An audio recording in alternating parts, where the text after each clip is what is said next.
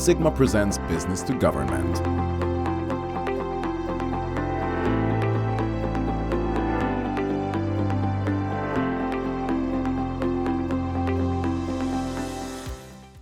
Well, I mean, the gaming industry is a vital pillar of the EU's digital economy. Not only because of the fiscal, not only from the fiscal side, but it also creates high-value employment. It drives technological innovation, and it also supports the EU's commitment towards having a resilient and competitive digital single market.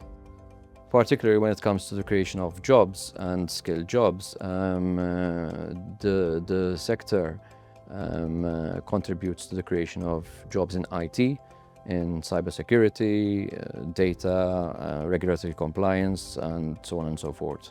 And besides that, it also supports an entire ecosystem of ancillary sectors. For example, payment providers, software developers, marketing and consultancy agencies and work, etc. It is also a catalyst for innovation, driving innovation, for instance, in artificial intelligence, blockchain, responsible gaming, and so on and so forth. Since January, the Commission has adopted 5 simplification packages. 5 omnibus packages, the aim of which is to take a second look at existing legislation and see where we can simplify, streamline, and make it easier for our businesses to be compliant, while ensuring that the benefits that were the main objectives behind the legislation when the legislation was adopted are still achieved. And this is a very challenging process. After the COVID crisis, our economies took a hit worldwide. The recovery wasn't equal in every continent. And one of the things that the institutions, the Commission, as well as one of the previous presidencies, the Belgian presidency actually, had decided to do is to conduct an assessment, a study, to assess how we can improve the EU's competitiveness. And there were 2 very important reports, and something that cuts across both reports was the need to simplify, the need to cut red tape, the need to make it easier for our industries and our businesses to thrive in our market. One of the toughest challenges is, in fact, how to balance innovation, obviously taking into account the need to preserve safety and consumer protection, and not over-regulate. We have an excellent acquis across the board in the EU. It provides legal certainty and stability, but it is also sometimes counterproductive because it can be a little bit burdensome. Now, when it comes to simplification, this is a very, very animated debate, because simplification can be interpreted in different ways.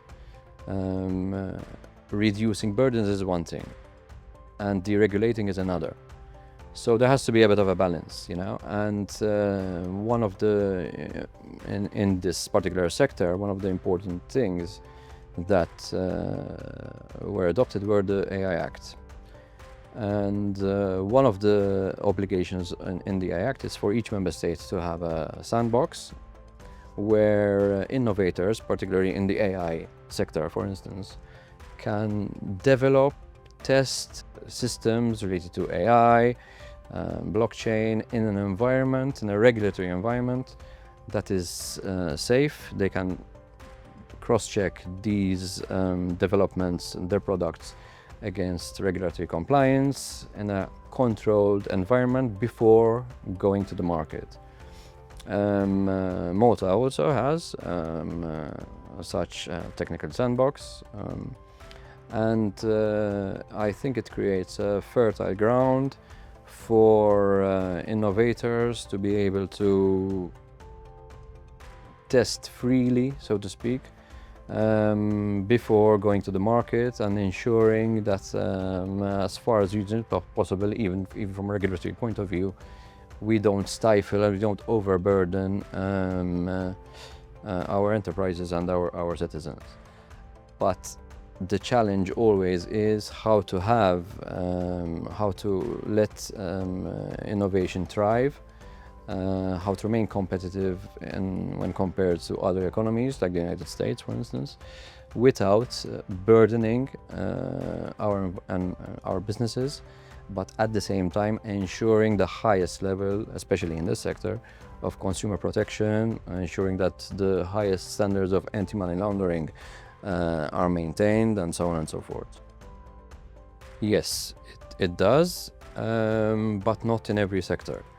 There are some sectors where there is indeed scope for harmonization, particularly sectors like when it comes to consumer protection, for example. There are some sectors where harmonization would not be the right choice.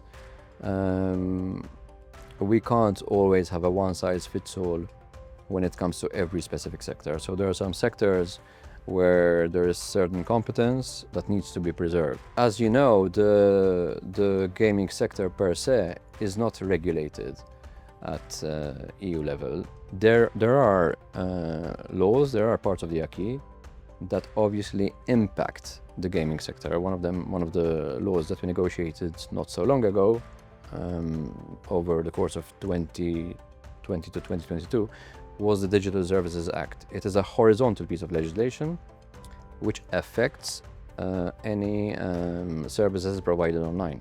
The iGaming sector is one of them. So there are some elements of harmonization. The DSA, for instance, provides for the takedown of content that is considered illegal. Okay, it is not specific to the gaming sector.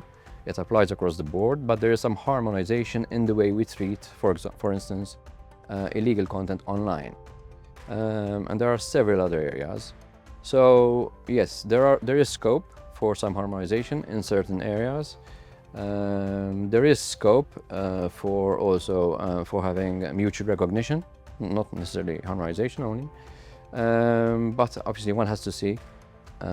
Depends on the nature of the legislation that is in discussion, and the scope and the depth of the harmonization. So it's very sector specific, I would say. Obviously here we cover a whole spectrum of policy areas. As I mentioned earlier, there aren't at present discussions that are strictly related to regulating the gaming sector. But there are discussions, frequent discussions, on pieces of legislation that would in some way or another touch with the gaming sector, particularly because of its cross-border nature and because it's such a vital part of the EU's digital economy. As far as Malta goes, the gaming sector for Malta is quite significant in terms of importance. It accounts for give or take 7% of the gross value added. We also hold a strategic position in terms of our expertise. We were the first member state in 2004 to have a regulatory environment ensuring there is growth of the sector, while obviously ensuring that there is the right regulatory structure in place. So in terms of expertise, we have a lot to contribute. And we do contribute actively here, both in discussions within the Council and with Parliament and with other bodies here when it comes to negotiations and policy discussions related to the digital sphere. And also by participating in expert groups, AI expert groups, sharing of experiences, exchange of information between different regulatory bodies, and contributing to the whole ecosystem of how we can make the sector grow, thrive, and, as mentioned earlier, in an environment that is sustainable and that protects the consumer.